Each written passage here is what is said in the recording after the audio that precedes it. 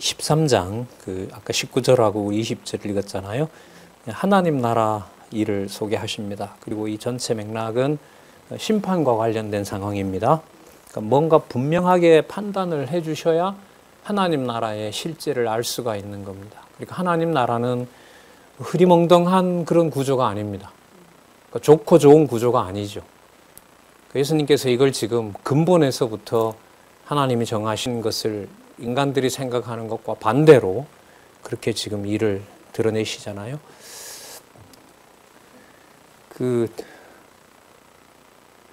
가루에다가 누룩을 넣으면 비교적 빨리 부풀죠. 겨자씨가 커서 나무에 새들이 깃들 때보다는 훨씬 차이가 날걸요. 맞죠? 근데 여러분, 예수님이 어떻게 보면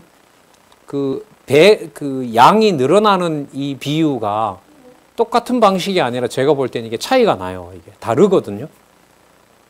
그러니까 겨자씨 하나리랑 요만한 밀가루 덩이랑 그건 똑같아요. 하지만 저게 자라는 것과 이게 부푸는 것은 어떻게 돼요? 엄청 차이가 나잖아요. 그런데요. 하나님 나라에서는 이 차이가 있을까요? 없을까요? 없어요. 없어요. 차이가. 예루살렘 교회가 창립되면서부터 2000년 교회사 동안 많은 신앙인들이 양육받고 또한 하나님의 교회를 이루면서 살아간 거죠. 그러나 시간이 지나면 하나님 나라가 더 커지고 아직 지금 교회는 하나님 나라는 좀 작고 이 평가가 맞는 평가일까요? 아닐까요? 아니죠. 하나님 나라는 하늘에 하나님이 이루신 그 하나님 나라는 언제나 동일한 겁니다. 그 기준에서 한 명도 아닌 겨우 18년 된 귀신 들린 사단에 사로잡혔던 바로 이 딸 하나를 건져내는 사건이 99마리 양보다가 한 마리 양을 찾음으로 더 기뻐한다고 했으니까 더 기뻐하는 심정으로 보면 사람이 생각하는 방식으로 하나님 나라의 확증을 설명할 수가 있다 없다? 없다는 거죠. 그럼 나중에 성령께서 오셔서 교회 창립이다, 그 다음에 양육, 무장, 투쟁 승리하게 하는 그리스도 오실 때까지 전체 모든 과정이 하나님 나라의 실체가 교회를 통해서 드러나는 과정도 우리가 보고 듣는 대로 사람을 외모로 평가하지 않는다 하시잖아요. 그때 다윗을 뽑을 때 그런 말씀하세요. 사람들은 겉보기에 멋있는 사울을 원했지만 하나님이 보실 때는 외모와 용모로 뽑지 않는다고 하셨잖아요. 그러면서 왕을 뽑은 것처럼 하나님 나라의 통치를 받는 그리스도를 머리로 한 지체들의 문제도 저는 진짜 마찬가지라고 봐요. 마찬가지죠. 똑같죠. 그래서 그리스도의 교회를, 그러니까 이제 가정교회를 포함해서 정상적인 가정, 아닌 가정 이런 평가를 할 수가 없어요. 할 수가 없습니다. 중요한 것은 하나님이 살아계신 주의 몸된 교회에 두세 사람이 내 이름으로 함께 하신다는 약속만 분명하죠. 어떤 방식으로 몇 년에 걸쳐서 어떻게 하실지는 우리의 평가는 아닙니다. 우리 생각이 우리 이 사건에서 많이 드러났고요. 지금 18년 동안 귀신 들려 앓으며 꼬부라져 조금 더 펴지 못하는 한 여자 사건에서 앞부분에 얘기하셨던 그리스도가 보호하는 바로 그 하나님 나라의 백성들 문제를 인간의 판단과 달리 의식하는 자들과는 다르게 주관해 가신다는 걸 살펴봤고요. 그 다음에 보시면 좁은 문 얘기가 나오는데 이것만 봐도 연결이 돼요. 그래서 하나님 나라의 길이라는 게 이런 관점에서 봤을 때는 누구도 보지 못하는구나 이거. 맞죠? 그렇죠? 예. 그 자는 아브라함의 딸이 아니라고 생각했던 자인데 그것도 안식일을 어기면서까지 고쳐줘야 될 아브라함의 딸이었던 겁니다. 이 길이 넓다라고 할 수가 없죠. 자, 그럼 볼게요. 그럼 이 좁다라는 것도 천국은 들어가기가 단지 어렵다는 걸 말할까요? 그리스도의 심판이 우리 생각과 전혀 다르다는 것을 강조하기 위한 걸까요? 후자로 보셔야 돼요. 좁은 문이 닫히면 밖에서 통곡하며 이를 간다고 경고합니다. 예수께서 각성 각촌으로 다니사 가르치시며 예루살렘으로 여행하시더니 혹이 여짜오되 주여 구원을 얻는 자가 적으니까. 지금 정황으로 봤을 때 아까 한 사람을 두고 얘기하신 거 보니까 그럼 저런 식으로 모은다면 하나님 나라로 들어가는 자, 구원 얻는 자가 그리스도에 적습니까? 이렇게 물어요. 저희에게 이르시되 좁은 문으로 들어가기를 힘쓰라. 내가 너희에게 이르노니 들어가기를 구하여도 못하는 자가 많으니라.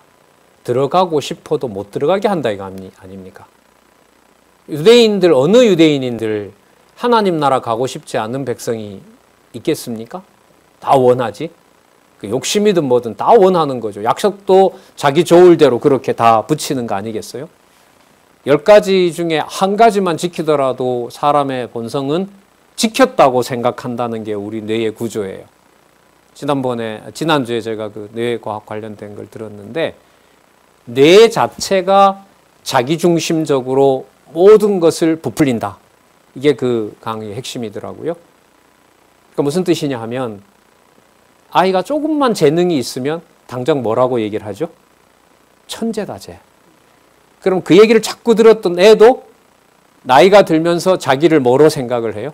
천재라고 생각을 하고 그렇게 하는 거예요. 근데 걔가 문제가 아니라 모든 뇌가 자기중심적으로 모든 사실들을 전체로 확대해 간다는 거예요. 여러분 이게 누구 중심적으로 누가 되는 거죠? 인간 중심적으로 하나님을 아는 일에 선악을 같이 하고자 하는 거예요. 그러니까 뇌 구조가 뭐로 되어 있어요? 자기중심적인 쇳덩어리가 맞는 거죠. 성질 문제인 거죠. 근본적인 문제에 있어서는. 약간의 일을 전부로 그렇게 생각할 수밖에 없다는 얘기를 저거 참 놀랍다. 뭐 뇌 속에 인간의 비밀이 담겨 있고 이런 게 그게 아니라 그 최근 젊은 그 뇌학자의 연구의 방향은 뇌의 성질. 뇌의 성질.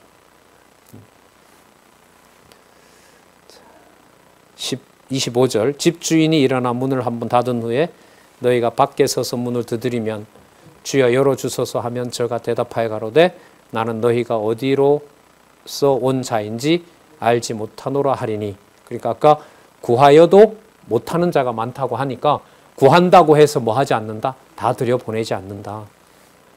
그러니까 이게 기도하면 된다는 말을 다 뒤집어 놓는 거죠. 이 말만 보더라도. 어디로서 온 자인지 알지 못하노라 하니라. 그랬더니까 26절에 변명해요. 그때 너희가 말하되 우리는 주 앞에서 먹고 마셨지 않습니까?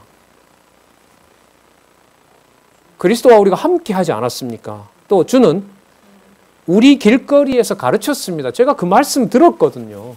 제가 말씀을 30년, 40년 평생 들었는데 저부터 챙기셔야죠.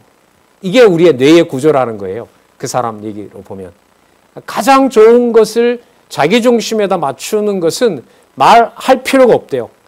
말 안 해도 다 똑같다는 거예요. 모든 인간의 의식 구조가, 뇌의 구조가 그렇다고 합니다.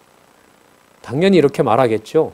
주 앞에서 먹고 마셨으며 주는 또한 우리 길거리에서 가르치셨나이다. 제가 그 말씀 들었습니다. 저가 너희에게 이르러 가로되 나는 너희가 어디로서 왔는지 알지 못하노라. 오히려 행락하는 모든 자들아 나를 떠나라 하니라. 함께 식사했고 함께 말씀을 들었는데 예수님 입에서는 뭐라고 나와요? 행락하는 자라고 판단하시는 겁니다. 그럼 당신이 뭐가 맞아요? 심판은 실제로 일어나고 그 심판을 주관해 가시는 자가 맞다는 것을 여기서 확인할 수가 있죠. 자, 그리고 다시 아브라함, 이삭, 야곱 얘기를 합니다. 그리고 아까 여러분 귀신 들렸다가 18년간 귀신 들렸던 자가 아브라함의 딸이라고 해줬으니까 자, 연결시켜 보면은요. 아브라함의 딸이 되는 것은 원한다고 되는 것이 아니다라는 걸 얘기하는 겁니다. 그러면 그 맥락에서 아브라함, 이삭, 야곱 얘기가 나오면 아브라함, 이삭, 야곱의 후손을 누가 후손인지 누가 자녀인지를 설명하시겠죠. 너희가 아브라함과 이삭과 야곱과 모든 선지자는 하나님 나라에 있고 오직 너희는 밖에 쫓겨난 것을 볼 때에 거기서 슬피 울며 이를 갈미 있으니라. 그러니까 아브라함과 이삭과 야곱과 모든 선지자는 하나님 나라에 있고 이들은 하나님의 언약 자손인 겁니다. 그럼 이들이 구하여서 얻었습니까? 은혜로 거저 받았습니까? 거저 받았죠. 그러니까 여기에서는 아브라함, 이삭, 야곱 가지고 어떤 설교를 할 수가 없는 거예요. 자, 그러고 볼게요. 더 충격적인 건 29절입니다. 그런데 아브라함과 이삭과 야곱과 모든 선지자, 내가 말씀을 듣도록 하고 따라오도록 한 그 자들, 그러니까 이들은 어떻게 보면 어떤 자들이냐면 앞에서 얘기를 드리면 주와 함께 먹고 마신 자죠. 맞죠? 하나님의 사자가 왔고 하나님이 나타났고 또 그들과 같이 하나님을 기억했고 모든 선지자들도 하나님이 나타나서 말씀 깨닫게 했고, 그런데 그렇게 했지만 이들은 하나님의 자녀로 삼아준 거고요. 그 말씀을 함께 들었던 다른 사람들 같은 경우에는 행악한 자들이라고 구분을 해내는 거죠. 그러면 이게 뭐하고 관계되냐 하면 오늘 14장 49절에서 시작했던 불이 붙는 시대 분별, 그래서 뭐하게 한다? 분쟁하러 왔다가 하는 말씀하고 또 연결이 되는 거예요. 이게 맞죠? 12장 49절 초반에 나타났던 개념이 13장 지금 몇 절이죠? 29절 30절까지 28절까지도 계속 연결이 되고 있는 거예요. 자, 더 충격적인 건 29절, 사람들이 동서남북으로부터 와서, 그럼 아브라함, 이삭, 야곱과는 무관한 자들이죠. 하나님 나라 잔치에 참여하리니 보라, 더 충격이에요. 나중된 자로서 먼저 될 자도 있고 먼저 된 자로서 나중될 자도 있느니라 하시니라. 하나님 나라의 순서를 내가 결정한다는 거죠. 방법은 있던 자를 버리고 없던 자를, 모르던 자를 내가 데리고 오는데, 자, 순서도 바꿀 뿐만 아니라, 자, 아까 처음에 시작했던 내용은 원한다고 받는 것이 절대로 아니다. 그러면 이제 로마서에서 말씀하시는 대로 믿음은 은혜로 받는 거지 어떤 행위로 받을 수 없다는 것도 이미 여기 약속이 되고 있죠.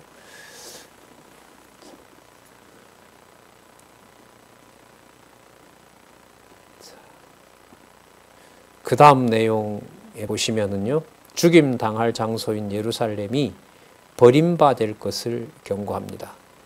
자, 하나님 나라에 들어가는 자가 좁은 문과 같아라고 말씀을 하신 다음에, 그리고 아브라함, 이삭, 야곱에 속한 후손들이 유대인이 아닌 자들도 온다고 말씀을 하셨어요. 그리고 이렇게 당신이 해 나가시는 이 일이 무엇이 멸망되는 것하고 관계가 돼요? 예루살렘이 멸망당하는 것하고 관계가 돼요. 그러니까 예루살렘을 멸망시킴으로 유대인들이, 거짓 유대인들이 추구했던 모든 것들을 그리스도가 전부 다 심판하시는 거죠. 근데 그 사건의 증거가 바로 뭐냐 하면 당신이 뭐 하셔야 돼요? 당신의 몸이 예루살렘 성전처럼 죽으셔야 돼요. 찢기셔야 돼요. 제가 조금만 듣게요. 약하게 해놓을게요.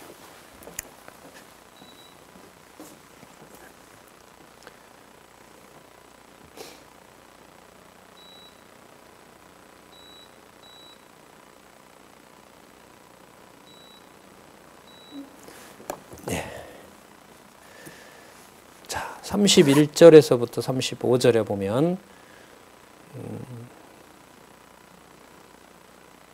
죽임을 당할 장소인 예루살렘이 버림받을 것을 경고하는 내용이 나오는데, 자, 31절에 접속사가 또 나오죠. 곧 그때에. 이 그때가 뭘까요? 적어도 앞부분. 맞죠? 그때가 계속 나오면 계속해서 연결되는 거고, 하나로만 보면 13장 22절에서부터 30절까지.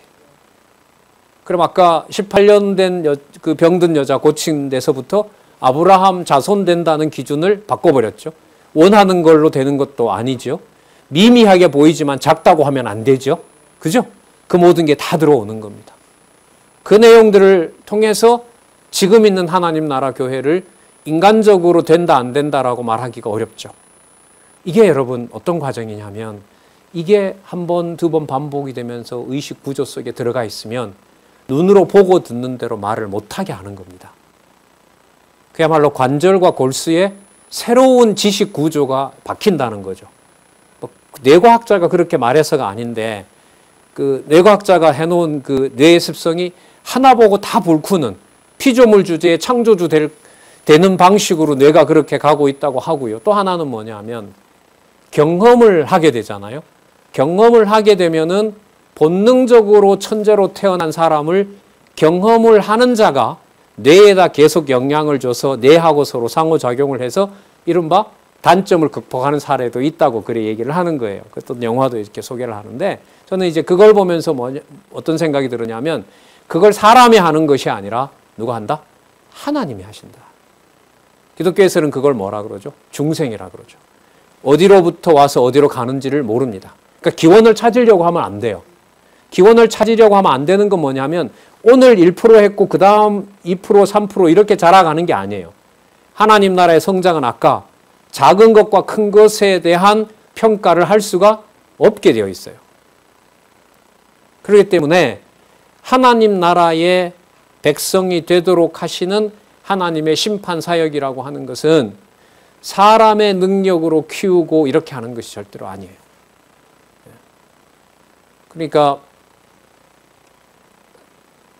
교회 창립과 양육과 그 다음에 무장과 투쟁과 승리라고 하는 것이 시간적으로 나누어서 딱딱 이렇게 배치하고 또 배열할 수 있는 그런 문제가 아닙니다. 중요한 것은 기록한 말씀으로 그대로 안내를 해주느냐 그렇지 않느냐 그게 모든 것을 이제 결정한다고 봅니다. 그게 바로 성경의 권위입니다.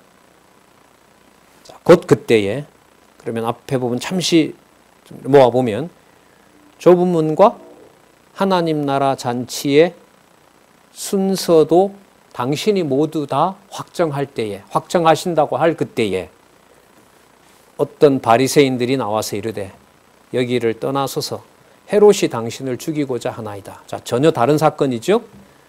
자, 가라사대 그럼 어떻게 대답한 내용이 앞부분하고 어떻게 연결되는지 한번 보세요.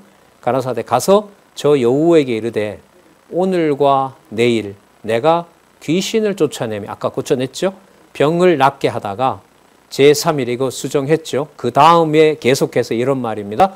병을 낫게 하다가 제3일에는 완전하여지리라 하라. 완전하여지리라. 완전히 성취한다고 해라. 그 말은 헤롯이 날 죽이는 게 아니다. 누가 해가는 일이다 이건. 내가 해나가는 일이고 내가 하나님이 정해놓은 내 그 과정이 있다. 그러니까 세상 권세가 나를 죽이는 것이 아니라 누구의 뜻대로 내가 일을 하고 있는 것이다. 아버지의 뜻대로 내가 일을 하고 있는 것이다. 이게 그냥 믿어지겠냐 말이죠. 그렇게 본능적인 우리 뇌와 의식 구조가 이게 그냥 아무런 것도 먹지 않고 확인을 하지 않았는데 그게 저절로 될 수가 있겠냐 말입니다. 그래서 간절함이 생기는 겁니다. 33절 보시면 그러나 내가 당장은 죽지 않잖아요. 그리스도가 하실 일이 있으니까 오늘과 내일과 모레는 자 번역은 지금부터 다음까지 계속해서 내가 갈 길을 가야 하리니 그러니까 네가 나를 죽인다고 하는 그것이 이루어지지 않는다. 네 뜻이 이루어지는 게 아니라 내가 죽어야 될 장소와 내가 죽어야 될 그 과정과 또 내가 부활해야 될 그 시간과 그걸 전부 다 내가 주관하는 것이지 왜? 내가 하나님 나라의 심판자이기 때문에 자, 볼게요. 선지자가 예루살렘 밖에서는 죽는 법이 없느니라. 이게 예수님 죽으시는 사건과 관련되죠. 그런데 예수님 죽으시는 사건을 아까 12장 49절에서부터 분쟁 얘기하고 당신이 받을 세례 얘기를 하지만은 그게 어떤 당신이 당하는 일로 얘기를 하세요? 아니면 그게 심판이 집행되는 사건으로 말하세요? 여기에 초점을 맞춰야죠. 이거 다 떼버리고 이걸 읽으면 아 이거 예수님 죽는 사건 말하는 거구나 이렇게 읽을 수밖에 없어요. 얼마나 꽤 멀리 와야 되잖아요. 적어도 어디에서부터 오자면 심판 사실을 알려면 12장 49절부터 이렇게 따라와야 되는 거죠. 자 볼게요. 어떻게 이 설명을 돌려놓을 때 잘 보시면 돼요. 그러니까 예수님이 죽으시는 사건인데 예수님이 보실 때는 야 내가 죽는 것보다 더 큰 걱정거리가 있다. 그러니까 헤롯이 나를 죽이려고 하는 사건보다가 그걸 예수님이 답을 하셨죠. 헤롯이 나를 죽이는 것이 아니라 내가 그 일을 하고 있는 거다. 심판일이다라는 걸 확정해 줬죠. 그 다음에 예수님이 하시는 말씀이 근데 그 내가 죽는 사건이 나를 우려해서 너가 도망가라고 그러는데 네부터 우려해라. 왜? 내가 죽는 그 사건이 조금 전에도 내가 얘기를 했지만은 앞에서도 얘기했지만 내가 죽는 처참하게 죽는 그 사건이 너희들이 전부 처참하게 심판받을 것에 대한 상황이기 때문에 내가 죽는 걸 걱정하지 말고 너네들 일이나 걱정해라. 그 말은 반드시 뭐가 있을 것이다? 예, 반드시 심판과 그 심판에 대한 처참한 그 집행이 있을 것을 얘기를 하는 겁니다. 그래서 이렇게 말씀하시는 거예요. 예루살렘아 예루살렘아 선지자들을 죽이고 내게 파송된 자들을 돌로 치는 자여 암탉이 제 새끼를 날개 아래 모음같이 내가 너희 자녀를 모으려 한 일이 몇 번이냐. 그러나 너희가 뭐 하지 않았다? 원치 아니하였도다. 뭐 한다? 예루살렘을 중심으로 한 하나님 이름을 부르는 일을 전부 끝내버리겠다.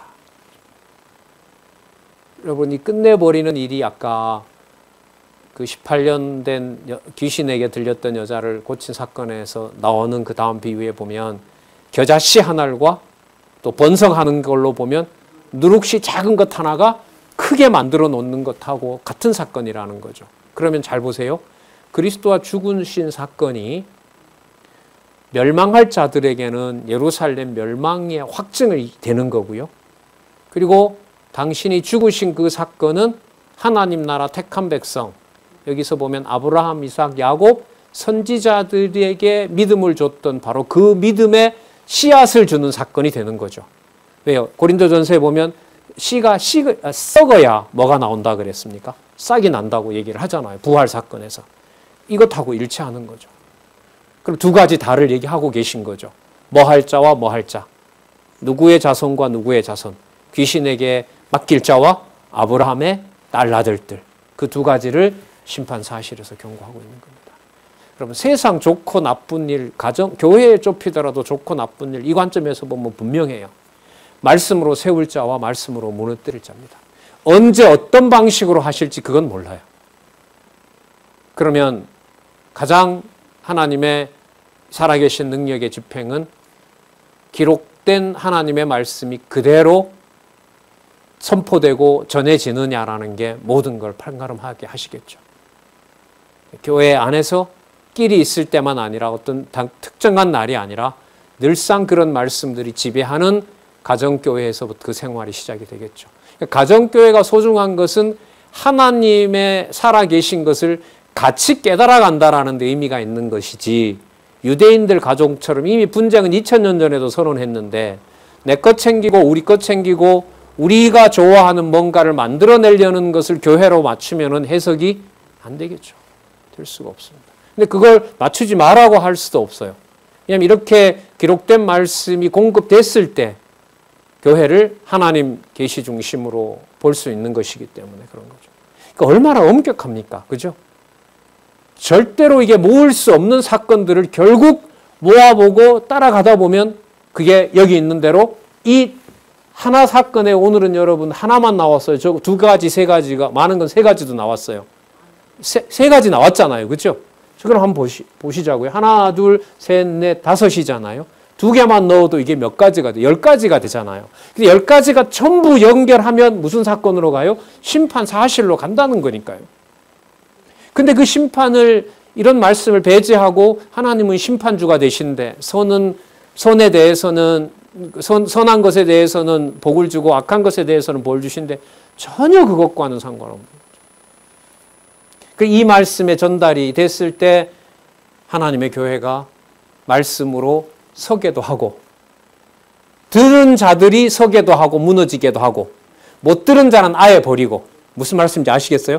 말씀을 이 구조대로 듣는다고 모든 게 인간적으로 말하는 만사형통된다는 말이 아니잖아요. 그게 아니잖아요, 이게. 하나님이 정하신 뜻을 나를 통해서 이루시는데 모양이 기껏 하나님 나라 백성 모은다고 했는데 병자 하나 달랑 해놓고 하시는 말씀이 뭐냐면 누룩비유를 갖다 붙이시는 거예요. 저 여자 하나의 저 사건이 무슨 사건이 된다? 작은 누룩이 전부를 부풀게 하는 사건이 된다. 그러니까 작다고 하면 안 된다. 그러면 좁은 문은 실제로 좁아서 좁은 문은 아닌 거죠. 그러니까 교회가 신비로운 겁니다. 가정교회가 신비로운 거예요. 말로 되는 문제가 아니에요. 이 양식을 먹고 그런 눈으로 진짜 뇌구조를 하나님께서 이 말씀으로 택한 백성들에게 가르쳐 줘야 이게 가능한 일입니다. 이 서구에서는 그렇게 먹으려고 모든 음식을 우리 여기 보는 이거 있죠. 이 낱말들. 이게 성경에 있는 낱말들이잖아요. 불, 붙는다, 시대다, 분별이다, 옳다, 판단한다. 이거 전부 다 낱말 번호가 다 있어요. 사전에 들어가면. 스트롱 넘버라, 스트롱이라는 사람이 있는데 수만 가지 넘버가 다 붙어 있어요. 심판이라고 탁 치면 심판이 창세기부터 요한계시록까지 몇 번 나오고 어디에 나온 것까지 다 카운터를 해줘요. 그걸 가지고 지금 신약이다, 구약신약이다라는 걸 공부해요. 근데 어디에 나오는 건 알려주고 몇만 개 단어를 분석을 해놨는데도 여호와 계시 중심으로 모을 수가 없어요. 너무 갈라놔가지고. 그래 구약신약 따로 놀고 신약신약 따로 놀고 자기네들끼리 분쟁하고 구약신학자는 구약신학자들은 신약신학자들이 구약을 몰라서 그런다 그러고 신약신학자들은 신약을 모르니까 구약을 저렇게 푼다 그러고 도저히 모을 수가 없어요. 근데 이 일이 벌어진 거예요. 이렇게 따라가니 이 사실대로 이 사실을 확인해 가니 여호와 살아계신 증거가 드러나고 있잖아요. 그 증거가 여기 아까 또 말씀드립니다마는 한 여자 사건, 아주 볼품없고 이제는 아무것도 할 수 없을 것 같은 그 여자 사건을 바로 천국의 무성함과 풍성함을 얘기하는 사건을 우리가 아까 살펴봤죠. 자, 35절 보겠습니다. 자, 그래서 접속사 하나 넣어볼게요. 그래서 보라, 너희 집이 황폐하여 뭐한다? 버림받으리라. 그럼 황폐하여 버림받는 게 끝을 내려고 하는 겁니까? 심판하시려는 게 목적입니까? 심판이 목적입니다. 그럼 심판할 때는 버리는 자만 심판하는 겁니까? 긍휼을 베풀 아브라함의 딸과 아들들은 모으는 일도 포함합니까? 그렇기 때문에 그 다음이 연결이 돼요. 그렇기 때문에 버림받으리라. 버리는 예루살렘을 버리는 일이 모든 걸 버리는 게 아닌 거죠. 자, 그럼 언제 그렇게 하느냐? 내가 너희에게 이르노니 내가 주의 이름으로 여호와의 이름으로 오시는 일을 찬송하리로다 할 때까지는 나를 보지 못하리라. 그러면 유대인 버리는 일은 언제까지죠? 재림하실 때까지. 재림의 징조를 얘기하시면서 시대의 징조를 마태복음이나 이런 데서 말씀하시잖아요. 예수님 오실 때는 유대인들조차도 누가 예수를 그리스도라고 믿느냐라고 하는 자가 없을 정도로 그 유대인들의 환란 시대가 준비되고 있는 거죠. 내가 너희에게 이르노니 너희가 주의 이름으로 오시는 이를 찬송하리라 할 때까지는 나를 보지 못하리라. 그러면 보지 못하지만 아까 비유로 보면 누룩이 부풀리고 있는 것처럼 겨자씨가 새들이 깃들 나무로 자라게 하시는 것처럼 하나님께서 유대인을 다 버린 것 같지만 절대로 그렇지 않다는 거죠. 단 이방인에게 긍휼을 베풀기 위해서 지금 시대를 섭리해 가신다는 것을 우리가 잘 알고 있습니다. 자, 그러면 불화에서부터 당신이 오실 때까지 모든 사건들이 뭐하고 관계됐죠? 심판하고 다 연결됐잖아요. 그 사이에 우리가 생각하는 거, 우리 능력도 포기했죠. 혈육도 포기했죠.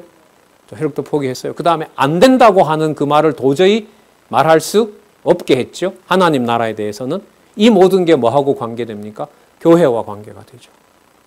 현상세계에서 이루어지는 교회의 일을 성령께서 창립해서 승리하게 하는 일의 방식은 예수님처럼 해야 되잖아요. 성령이 다른 거 하면 안 되거든요. 여기서 우리는 모든 우리의 시각 조정을 할 수 있었습니다. 천한 것과 기한 것 여기서 다 드러나 버렸죠. 그 모든 것들의 절대적인 선과 악의 기준을 이 말씀을 따라감으로써 누구 중심에다가 데려다 놓았죠? 그리스도의 중심. 그리고 그리스도가 당신을 보낸 아버지에게 모든 것을 영광을 돌리는 것처럼 바로 여호와의 계시 영광에다가 초점을 맞추게 되는 겁니다. 이런 면에서 보면 분량을 많이 하라는 말씀은 아니에요. 제가 드리고 싶은 말씀은 이걸 하나 보더라도 이 나타난 사건이 한 부분 보더라도 우리 생각과 다른 절대 진리의 말씀임을 확인하셨으면 좋겠다는 겁니다. 전체 다를 종일하라 이런 말씀은 아니에요. 그거 어떻게 다 해요? 그런 현실을 제가 모르는 것도 아니고. 이 작은 사실도 놓친 부분이 많았거든요. 자, 그러면 여기로 이제 갑니다. 심판의 대상을 지적한다는 건 분별해줘도 충분한데 일일이 누구까지 다 지적해요? 누가 하나님 나라에 합하고 합하지 않는지를 상세하게 알려주세요. 상세하게 알려주시는 일은 무슨 내용하고 연관이 되냐면 1.1핵이라도 땅에 떨어지지 않게 하신다는 약속을 누가 이루시는 거예요? 그리스도 자신이 이루신다고 보시면 돼요. 그리고 나중에 성령께서 오셔서 성취하신다고 보시면 됩니다. 자, 심판의 대상을 지적함 이 부분에 가서 7488페이지에 보면 그 구약의 근거가 나오네요. 세 번째 단락이죠. 일찍이 여호와 하나님께서는 구약 시대 여러 선지자들로 이방 민족들의 죄를 지적하여 멸망할 것을 예언한 것이 성취되도록 섭리하셨다. 이사야부터 말라기까지. 자, 여기 무슨 낱말이 들어갔죠? 이방 민족들의 죄악을 지적했죠. 근데 아까 대상들은 누구냐면 유대인에게 불을 붙이러 온 거기 때문에 아까 이사야부터 어디까지? 에스겔까지였고. 그죠? 그리고 호세아부터 스바냐까지였고. 학개 스가랴 말라기는 성전이니까 성전과 관련된 거기 때문에. 그러니까 이게 다 의도가 있는 거잖아요. 예. 그래서 요즘은 이사야 말라기 해도 옛날처럼 고개들을 하나도 안 숙이세요. 왜? 공부를 같이 했으니까. 아는 게 이렇게 무서운 거예요. 전혀 모르는 상태에서 선지서는 양분되어 있고 모형과 실체로 되어 있고 열왕기와 역대기 구조에 이어지고 그런가 보다 하는 거죠. 근데 이게 같이 발표로 여러분들도 하시고 눈으로 같이 확인도 하셨기 때문에 이 구절이 이걸 이렇게 연결을 하는구나 다 공감을 할 수 있잖아요.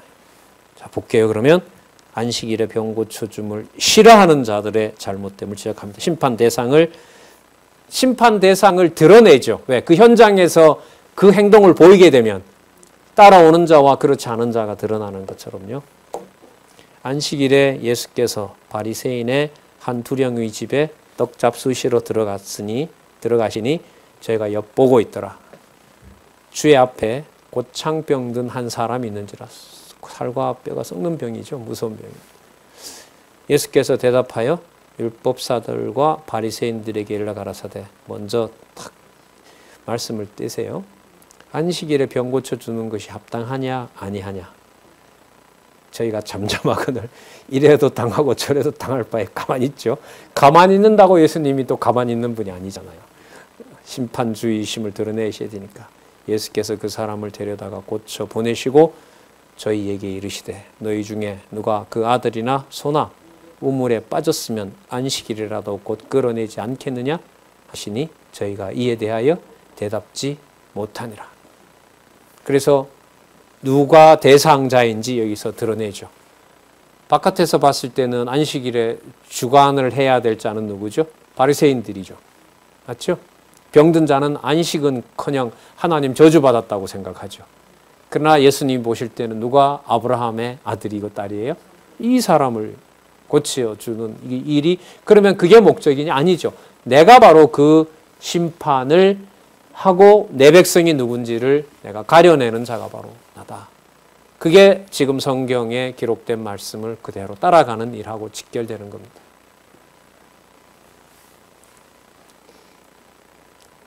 자, 또 골라냅니다. 상자에 앉기 좋아하며 부한 자를 청하는 잘못을 지적합니다. 자, 이게 아주 참 같이 점심 먹자고 한 바리새인을 그냥 부끄럽게 하는 정도가 아니라 오히려 그 사람을 저주해버리는 이런 정황이 되어버려요. 식사 예절은 꽝이죠, 예수님께서. 근데 식사하는 것 자체가 목적은 아니니까 청함받은 사람들이 상자 택함을 보시고 자, 그 바리새인이 초청했어요. 근데 다들 와가지고 바리새인들은 습관처럼 다 윗자리로 가는 거예요. 자, 그게 무슨 장면이라고요? 심판하는 장면입니다. 지금 저희에게 비유로 말씀하여 가라사대 네가 누구에게나 혼인잔치 청함을 받았을 때 상자에 앉지 마라. 왜냐하면 너보다 더 높은 사람이 청함을 받을 경우에 너와 저를 청한 자가 와서 너더러 이 사람에게서 저 자리로 내어주라 할 때에 너 얼마나 부끄럽겠느냐. 그러니까 당신이 이래 말하는 것은 당신이 높은 하나님의 아들이고 그 상자는 아버지가 가야 될 자리다. 하나님이 영광을 받아야 될 자리가 아니냐. 10절 청함을 받았을 때에 차라리 가서 말석에 앉으라. 그리하면 너를 청한 자가 와서 너더러 보시오 올라 앉으라 하리니 그때야 함께 앉은 모든 사람 앞에 영광이 있으리라. 나중에 그 17장이나 뒷부분에 가면요. 자기 십자가를 진다는 말씀도 하시기도 하고 택한 자녀는 그야말로 말석에 앉게 하시죠. 앉게 하십니다. 자, 좁은 문으로 가게 하시는 겁니다. 자, 11절부터 이제 이 내용이 강해집니다. 그야말로 아까 불을 붙이러 왔다고 했던 것처럼 예수님의 그 심판 대상을 골라내는 일이 아주 강하게 일어납니다. 또 자기를 청한 자에게 이르시되 그 식사 대접한 자에게 하는 거예요. 이게 내가 정심이나 저녁이나 베풀거든 벗이나 형제나 친척이나 부한 이웃을 청하지 말라. 두렵건대라고 얘기합니다. 그 행위가 자기 좋은 대로 하는 그 행위, 사람들이 봤을 때는 너무나 당연한 행위라고 하는 것이 하나님의 뭐가 된다? 심판이 된다는 거예요. 그게. 두렵건대 그 사람들이 너를 도로 청하여 내게 가품이 될까 하노라. 그러면 아무런 소용이 없다는 겁니다. 서로 주고받는 거죠. 잔치를 배설하거든 차라리 가난한 자들과 병신들과 저는 자들과 소경들을 청하라. 구제죠. 100% 구제죠. 예. 호크마 하우스 시설장님이 이제 이 호크마 운영의 방향을 여기서 지혜를 얻을 수 있게 되겠죠. 취지는 그래 시작했죠. 어느 누구에게 어떤 대가와 조건 없이 그 케어를 받아야 될 분들을 모신다. 이게 이제 전체 방향이긴 하죠. 그렇게 또 운영하려고 하고. 자, 그리하면 너희가 갚을 것이 없는 고로 네게 복이 되리니 이는 부활까지 가요. 의인들의 부활 시에 내가 갚음을 받겠음이라 하시더라. 대상이 누군지 바꿔놔 버렸죠. 예. 대접하는 사람을 그냥 상을 둘러 엎을 만큼의 그야말로 충격적인 소식을 전해줍니다.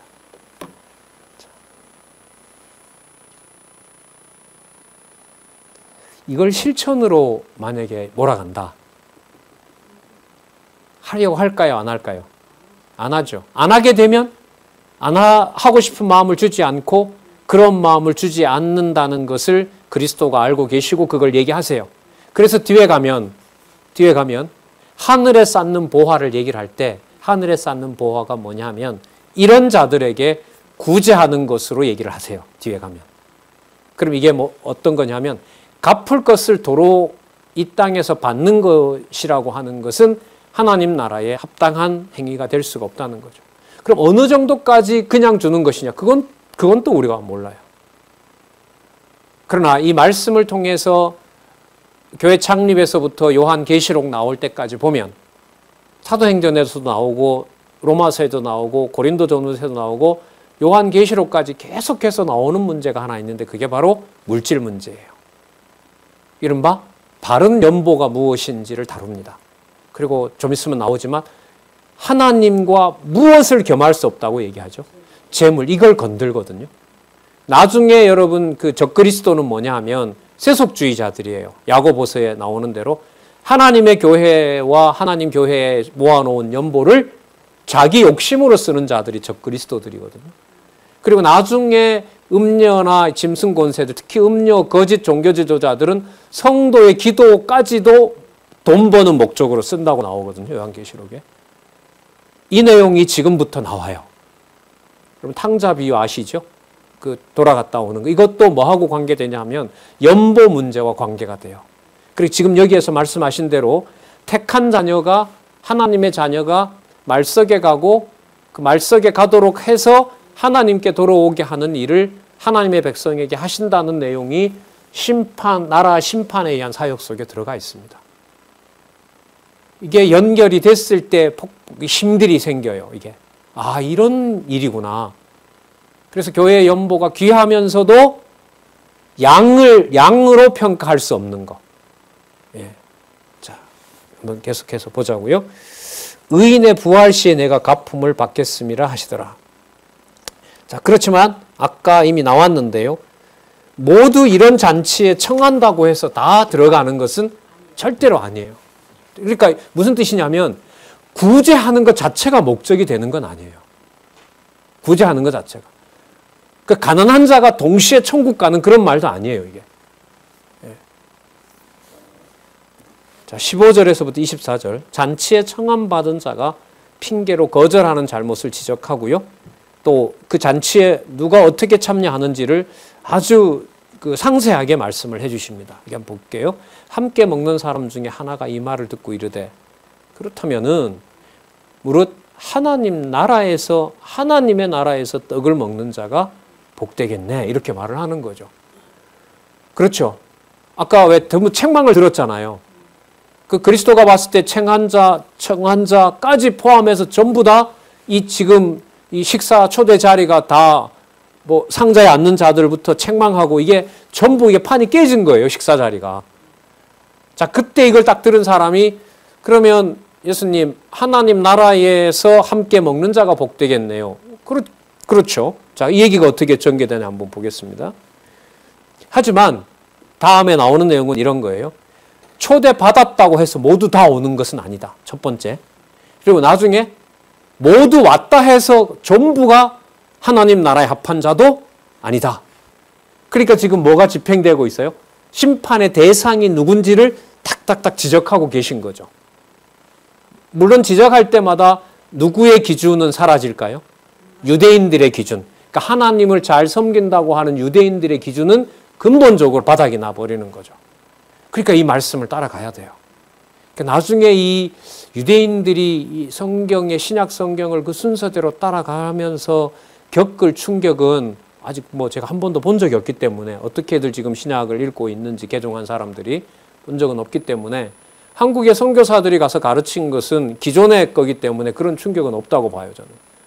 그러나 우리 성경 개론이 이미 한 10년 전에 그 히브리어로 번역이 됐는데 누가 어떻게 사용하고 있는지는 진짜 궁금하고 하지만 모르겠습니다만은 이 내용을 따라가게 되면 유대인들은 아마 엄청난 이 혼란 속에 들어갈 거예요. 충격 속에. 야, 이게 이 말씀이었냐? 이렇게. 자, 보도록 하겠습니다. 16절에 이르시되 예수님이 어떤 사람이 큰 잔치를 배설하고 많은 사람을 청하였더니 잔치할 시간에 청하였던 자들에게 종을 보냅니다. 준비됐습니다. 오세요 했더니 18절에 다 일치하여 사양합니다. 하나는 밭을 샀다. 가봐야 된다. 용서해라. 19절 소 5마리 샀다. 소 5겨리를 샀다. 시험하러 가야 되니 못 간다. 용서해라. 미안하다. 20절 장가 들었으니 내가 못 간다. 다 필연적인 이유를 설명을 합니다. 자, 21절 종이 돌아와 주인에게 그대로 고하니 이에 집주인이 뭐합니까? 노합니다. 노합니다. 이게 진노인 거죠. 예를 들면 유대인들의 경우에 대해서 이 핑계 저 핑계 대고 그 잔치에 올 수 없도록 다 빠져나간다는 얘기인 거죠. 그 종에게 이르되 빨리 시내의 거리와 골목으로 가서 가난한 자들과 병신들과 소경들과 저는 자들을 데려오다 하니 아까 나왔었죠. 자, 그럼 그 자들이 그러면 전부 전부 하나님 나라에 속한 자들이라고 하느냐? 아니라는 거예요. 종이 가로되 주인이여 명하신 대로 하였으되 오히려 자리가 있습니다. 또 있는 거예요. 자, 주인이 종에게 이르되 길과 산울가로 나가서 산까지 가고 길에 가서 그야말로 랜덤으로 사람들을 강권하여 데려다가 내 집을 채우라 하니라. 막 억지로 그냥 데려다가 오세요. 왜 이럽니까 하면 막 훅 들어와서 다 앉혀놓는 거예요. 자, 다 채워졌느냐? 그럼 이들을 데리고 다 하늘나라 가자. 이게 아니에요. 내가 너희에게 말하노니 전에 청하였던 그 사람은 하나도 내 잔치를 맛보지 못하리라 하였다 하니라. 이 전에 청하였던 사람은 바로 이스라엘 사람들이라고 할 수가 있겠죠. 예. 자, 아직까지 여기는 나오진 않았지만 그 다음 내용에 보면 절대로 사람들이 할 수가 없도록 하나님 나라에 들어가는 것이 사람들이 할 수 없도록 그 다음 내용이 이어집니다. 자, 여기 24절에 하나 좀 짚고 넘어갈게요.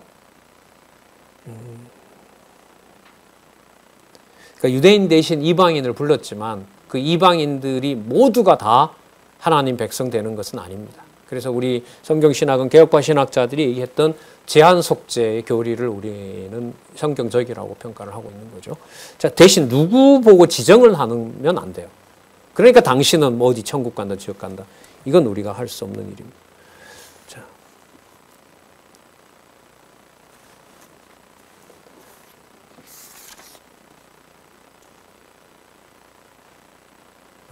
제가 5분에 시작해서 5분 정도 더 남았기 때문에 더 볼게요.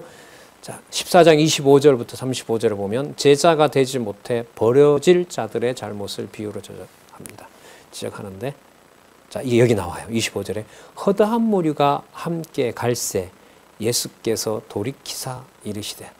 여러분, 아까까지 보면 그렇게 다 모아놨던 사람들이 막 따라오니까 유대인들은 아니지만 여기 온 사람들은 하나님의 자녀인가 보다 할 수 있잖아요.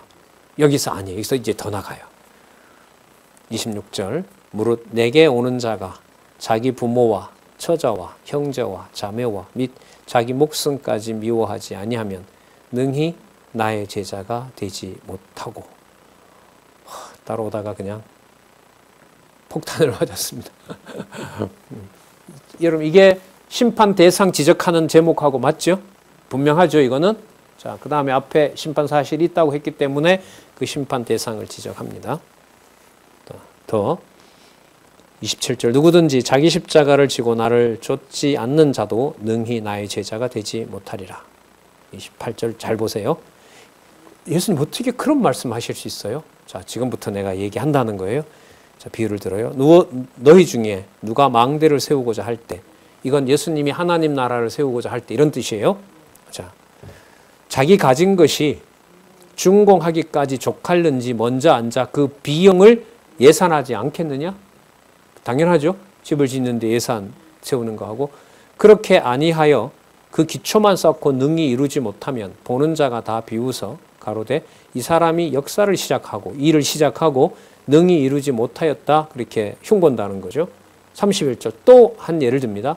또 하나님 나라와 관련해서 예를 드는 겁니다. 어느 임금이 다른 임금과 싸우러 갈 때에 먼저 앉아 1만으로 저 2만을 가지고 오는 자를 대적할 수 있을까 헤아리지 아니하겠느냐? 만일 못할 터이면 저가 아직 멀리 있을 동안에 사신을 보내어 화친을 청할지니라. 자, 이게 왜 이렇게 말씀을 하셨냐 하면 이와 같이 너희 중에 누구든지 자기의 모든 소유를 버리지 아니하면 능히 내 제자가 되지 못하리라. 심판 따라올 자가 누군지를 지금 엄격하게 정해져 있고 엄격하게 골라낸다는 것을 말씀을 하고 있습니다.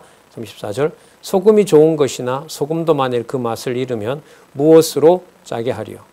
땅에도 거름에도 쓸데없어 내어버리느니라. 귀 있는 자는 들을지어다 하시니라. 자, 그럼 무슨 뜻이냐면 아까 자기 소유도 버리고 부모와 처자와 형제와 자매와 자기 목숨까지 미워하고 그 다음에 십자가를 지고 쫓아오는 그런 자에 대한 계산들을 하나님 나라를 세워가는 내가 뭐 해놨다? 다 계산해놨다 이거죠. 그래서 이 비유가 딱 맞죠? 나라 어떻게 세우지? 이제 유대인 저기는 다 빼야 되고 예를 드는 겁니다. 그러면서 유대인 중에서도 이 자들은 하나님이 했으니까 해놓고 그럼 저 정해놓은 자리를 그럼 이방인에게 줄까? 이방인에게 이런 자를 주는 건 좋은데 이방인이라고 또 다 주는 건 아니었죠. 이방인 중에서도 이런 자들이라고 또 밝혀주셨죠. 또 그 자들이 누군지의 규모를 딱 보고 그 규모 내에서 하나님이 정한 규모 내에서 무엇을 세워가신다는 거예요? 하나님 나라를 세워가신다는 거죠. 이걸 앞부분하고 연결을 시키면 그 나라의 규모가 말씀으로 보면 좁은 문이라 그랬고 아까 18년 귀신 들린 여자 사건으로 본다면 아주 미약한 뭐처럼 보여요? 겨자씨처럼 보이고 그 다음에 그렇지만 그게 곧 지나고 나면 새들이 와서 깃들 것이 되고 누룩이 큰 그 밀가루를 부풀리는 것처럼 그런 일로 작다고 할 수 없는 나라를 하나님께서 이루어 가시도록 해놓았고 그 일을 지금 내가 하고 있다는 거죠. 누가 대상이 될지 아닐지 제자가 되지 못해 버려질 자들이 누구이고 동시에 그 선택받을 자가 누구인지에 대해서 내가 대상을 골라낸다. 이렇게 말씀을 해주고 있습니다.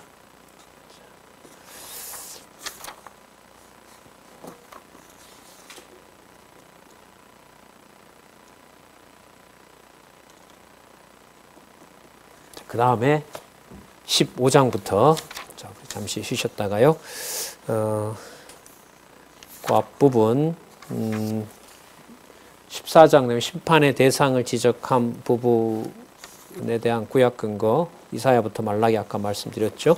그 다음에 심판의 방법에 의한 사역을 우리가 15장에서부터 살펴보도록 하겠습니다. 대상 지적했죠. 그러면 어떻게 심판하실 것인지에 대한 방법이 뒤로 갈수록요. 오늘 아까 우리 12장에서 봤잖아요. 그 모든 사건들이 연결되면서 동시에 모입니다.